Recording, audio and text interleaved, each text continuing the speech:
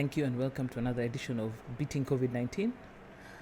Today we're going to have an interesting discussion about the best of us.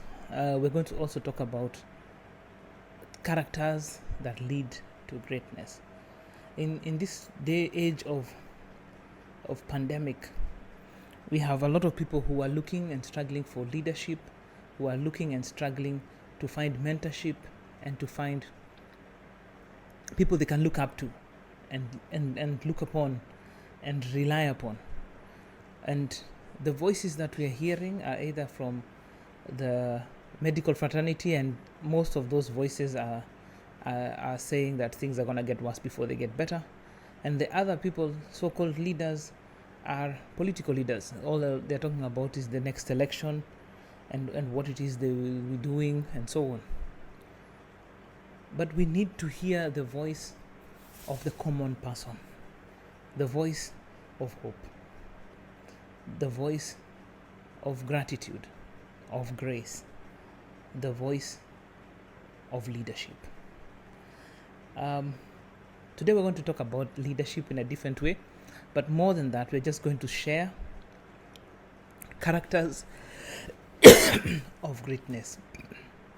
Characters of greatness.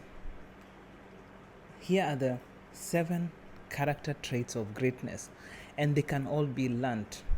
No, you don't have to say you were born with them. Number 1, humility. The ability to be humble, to come down to the level of the people you're dealing with and see them eye to eye. Eye to eye. That is humility. Number 2, generosity. A heart that gives. It gives to the need it sees and gives to the need it doesn't see. Number 3, fair and firm. For you to be just, you have to be fair, but you also have to be firm.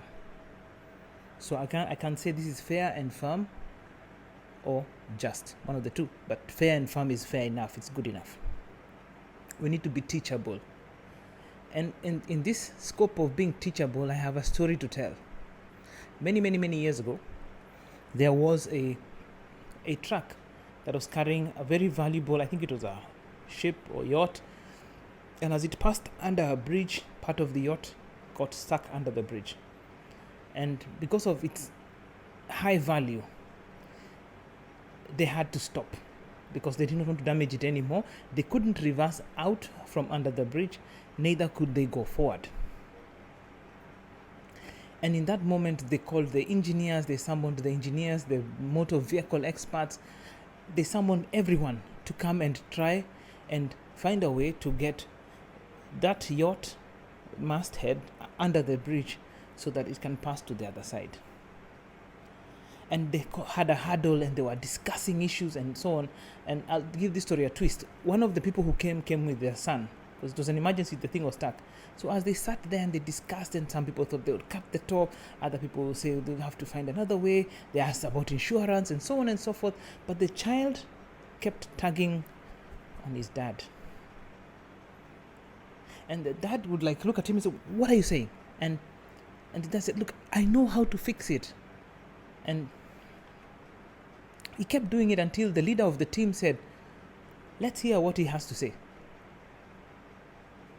And the boy said, "Take the air out of the tires."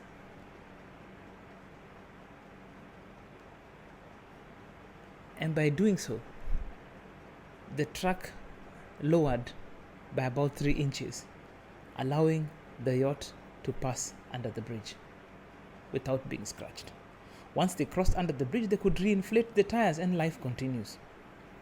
That is an example of being teachable. Being able and open to receive lessons from people other than yourself and to use and apply that which you have just learned.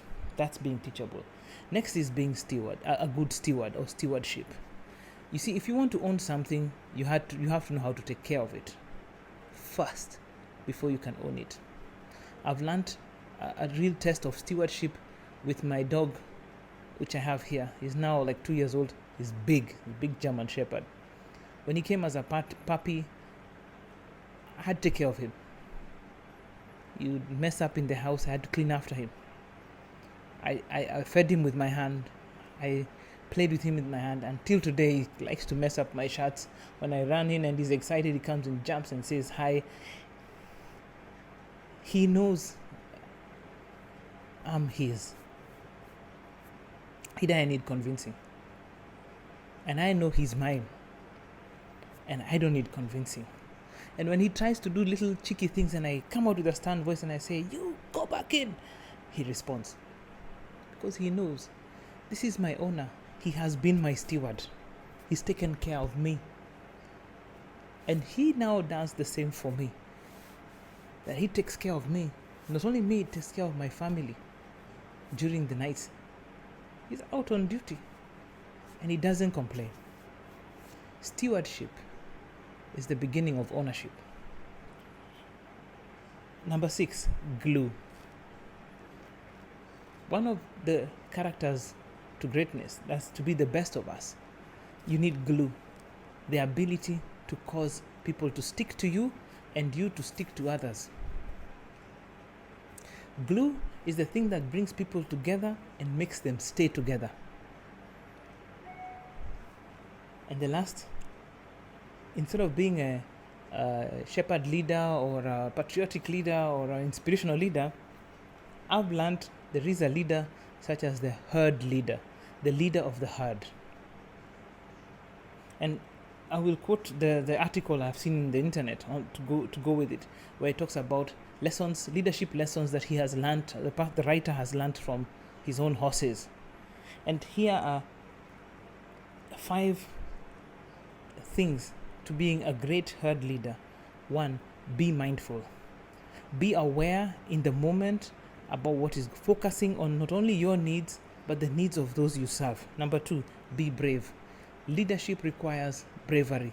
Be ready to stand up for what you believe, what your convictions hold, and don't be a wayward person. Be clear. Don't engage in ambiguous talk or subterfuge. Speak clearly. Be consistent. Be a person who generates and produces regularly, predictably, and reliably. Like if somebody calls you today to rescue them from a problem, their car is stuck, they need somebody to tow them, and you're the guy they normally call, be consistent. Be the guy who responds. And lastly, be authentic.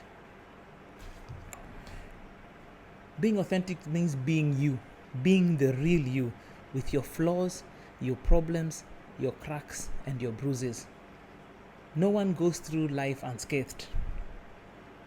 Therefore, all our scratches are meant to make us more authentic. So I urge you all to have a good night. And as we continue to cover this subject, I urge all of you who watch and listen and share that take a moment and sign up. Join the group. Learn the characters of greatness. And you can be great yourself. And join the best of us. Thank you. God bless you. Have a good night. And see you in the next one. I hope the lights are better now. No more meko in the eye. And I thank all the people who've commented. I used to enjoy it. I thought that was my signature, but somebody recently said, but that looks like a lighting problem. So I hope I have tried to mitigate that now by changing the light sources and so on. And I hope this is better. Thank you. Good night. God bless. And see you in the next one.